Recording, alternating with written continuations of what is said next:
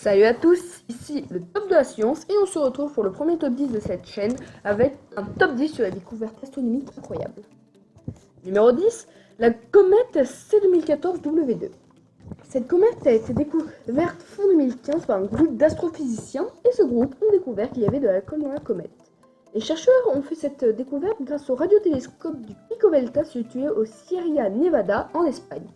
Ils ont identifié 21 molécules organiques différentes dont de l'alcool éthylique, du sucre simple, un éthylène de glycol, de l'antigel si vous préférez, de la glycine, un acide aminé, dans la halo de vapeur libérée par la comète lors de son passage près du Soleil fin 2015. C'est la première fois que de l'alcool éthylique est découvert sur une comète. Mais bon, maintenant, pour le moment, on ne sait toujours pas vraiment d'où proviennent ces molécules organiques. Selon les hypothèses, elles pourraient être nées d'un grand nuage interstellaire formé par notre système solaire. Et je tiens aussi à dire que il y a de la framboise dans l'espace, donc voilà, framboise, alcool, hein.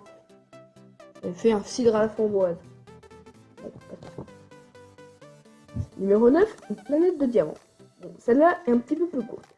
La planète découverte en 2009 est la planète PSR G1719-1438b, ou une planète de diamants pour en barrer la ligne, voilà c'est tout. Bon bref, située dans la constellation du Serpent, à 3900 années-lumière de notre système solaire. On va dire, on tirer un petit profit. Bref, cette planète serait entièrement composée de carbone cristallisé, du diamant. Voici un aperçu des composés de la planète. Allez, je vous mets un petit laser des familles. Voilà, un petit laser des familles. Bref. Bon, on continue. La planète au nom difficilement prononçable, voilà, c'est plus simple, hein. Et elle n'est pas la seule à avoir une composition précieuse. Les scientifiques en connaissent au moins 5 autres qui posséderaient aussi un noyau métallique dont le moteur serait constitué d'éléments carbonés. D'après les astronomes, des régions entières de ces strates seraient couvertes de diamants. Money. Suivant. Bref. Numéro 8, un nuage de pluie géante. Ou si vous préférez, un trou noir super massif. Et ouais, ma gueule, on dit comme pluie. Bon. Celui-ci est court. Situé à 10 milliards d'années-lumière, c'est passé assez loin, hein, il vient un peu de nous bouffer. Ouais. De la Terre, cette accumulation de gouttelettes autour un trou noir super massif. Ce nuage serait 10 000 fois plus grand que le Soleil serait capable d'engloutir notre système solaire en moins de 4 heures seulement. 4 heures. Vous avez pris 4 heures pour répondre à cet examen. Numéro 7. Numéro 7, une étoile froide. Quand on parle d'étoiles, on pense le plus souvent à des boules gazeuses, géantes, bruissantes de la lumière, une énergie de chaleur comme le soleil. Mais il existe beaucoup d'autres types d'étoiles, parmi lesquelles on peut citer les naines brunes, comme celle-ci qui est là, ci. Les étoiles mourantes n'ont peu de masse nécessaire pour la fusion thermonucléaire.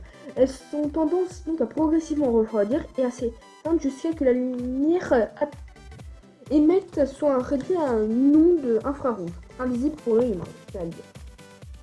Situé à une quarantaine d'années-lumière de la Terre, donc c'est déjà moins loin que la planète de diamant ou que le tournoi supermassif, là, vous inquiétez pas.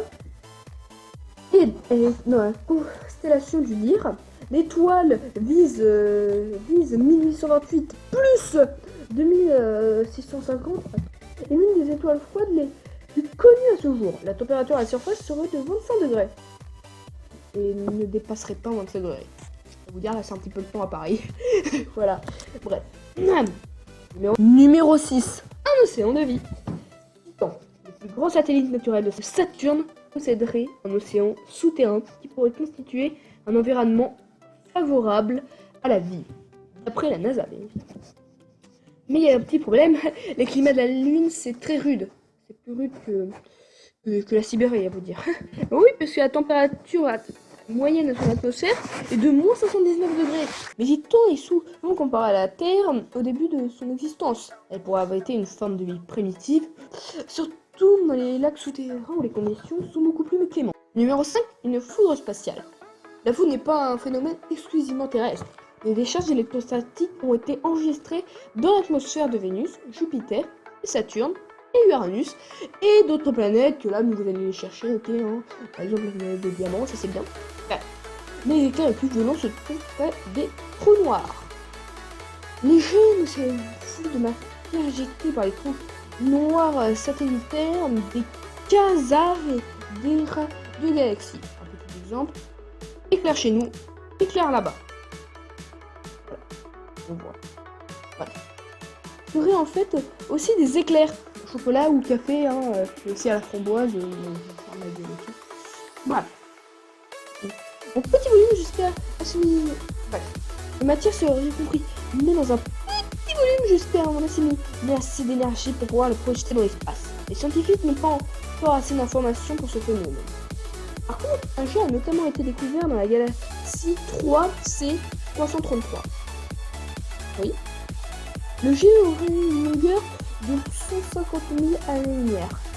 En gros, c'est plus grand que le système solaire et on peut aller jusqu'à la planète de diamants. À partir de la Terre. Ah non, ça déconne pas. Attendez, j'ai dit 150. 150 000, excusez-moi. Ma langue a fourché. Ouais. Et probablement issu d'un champ magnétique provenant d'un immense trou noir. Ah bah vous m'excusez, mais les trous noirs ils sont pas cool. Ouais. Numéro 4, un enfer réel. Et ouais ma gueule. Si l'enfer réel existait quelque part dans l'univers, il se trouverait sans doute sur la planète Corotte 7b. Cette exoplanète évolue autour de la toile Corotte 7. Elle se trouvait dans la constellation de la Licorne, à 489 années-lumière de la Terre. La planète Corotte 7b se trouve près du Soleil et lui présente toujours la même face. La température serait supérieure à 2500 degrés. Sur la surface dure. Ce qui doit faire ressembler à un océan de lave. La partie éclairée de Corotte 7b serait suffisamment chaude pour transformer les minéraux de la surface en vapeur. Des nuages de minéraux se formeraient ainsi en altitude, puis les condensations retomberaient sous forme de poussière. Alors là, je vous mets un petit exemple de la Terre. Voici la Terre et voici la planète. Donc vous avez ici les aéroports, donc c'est-à-dire le centre de la planète. Le stigmate mental, donc ça je sais pas du tout ce que c'est, mais on n'est pas, mais en gros c'est la croûte terrestre, et exoterrestre. Et enfin les océans de lave qui sont là. Vous pouvez voir que chez nous c'est plutôt des océans d'eau, il n'y a que des océans sur la Terre. Allez, touche de minerai. Les scientifiques supposent que la planète aurait été une fois une géante gazeuse grande comme Saturne. Et son diamètre est actuellement de seulement 1,5 fois supérieur à celui de la Terre. Numéro 3, une magnétoile ou la magnétare. Le soleil tourne sur lui-même en 25 jours. Imaginez une étoile mourante qui se contracte dans son agonie. Une étoile géante devient une petite boule de seulement plusieurs dizaines de kilomètres de diamètre. Et elle tourne de plus en plus vite sur son axe. Elle tourne, comme une danseuse de ballet, faisant le tour de côté. Et son champ magnétique la suite dans ce mouvement. La magnétoile sont les étoiles disposant d'un champ magnétique extrêmement intense qui émet des radiations électromagnétiques de haute énergie comme les rayons X et gamma. Selon les chercheurs, les champs magnétiques d'une magnétoile est peut-être 1 million de fois plus intense que le champ magnétique terrestre. Numéro 2, les planètes orphelines. On a tous appris à l'école que les planètes gravitaient autour des étoiles et qu'elles-mêmes possédaient des satellites qui leur firent graviter autour d'elles. Mais il existe toujours des exceptions. Imaginez qu'il y a une planète qui n'a aucun lien gravitationnel avec une étoile ou une planète. On appelle les planètes orphelines ou des planètes errantes. Si une planète orpheline fait partie d'une galaxie, elle tourne autour d'un nœud et de cette galaxie, même si elle n'a pas de liaison gravitationnelle avec une étoile. Une telle planète met alors une longue année à parcourir son orbite. Mais il arrive également qu'une planète dérive dans l'espace interstellaire comme un objet indépendant. Leur satellite, là sont Voyager 1 et Voyager 2 qui s'est éclaté contre Jupiter. Mais enfin, numéro 1, une machine à remonter le temps. L'espace et l'univers se présentent en fait sous la forme d'une machine à remonter le temps et les distances que l'on mesure en années. La Voie lactée est large d'environ 100 000 années-lumière. Notre Voie lactée. 100 000 années-lumière et conséquence de tout événement qui se produit au bout de notre galaxie seront visibles à l'autre bout que 100 000 années plus tard. Mais cela ne signifie pas que la vitesse de propagation des informations de l'univers est limitée par la vitesse de la lumière. Non, cela est faux. Si on étudie l'espace en moyenne, on peut infrarouge, on peut apercevoir ce qui n'existe pas encore ou qui n'existe plus. Par exemple, les fameux piliers de création, 3 colonnes de poussière interstellaire découvertes d'un nébuleux de l'aigle qui ont été détruites par une explosion d'une supernova ici. Mais d'après les données du télescope de Peters, qui en Allemagne, la nébuleux de l'aigle serait située à environ 7 000 années-lumière de la Terre. Les piliers de la création sont donc toujours visibles pendant 1000 ans. Merci beaucoup d'avoir suivi les vidéos. Je vous conseille de vous abonner si vous avez plu, de laisser un like ou pas, à votre choix. Et enfin, je vous dis à la prochaine. C'était le top de la science. Salut!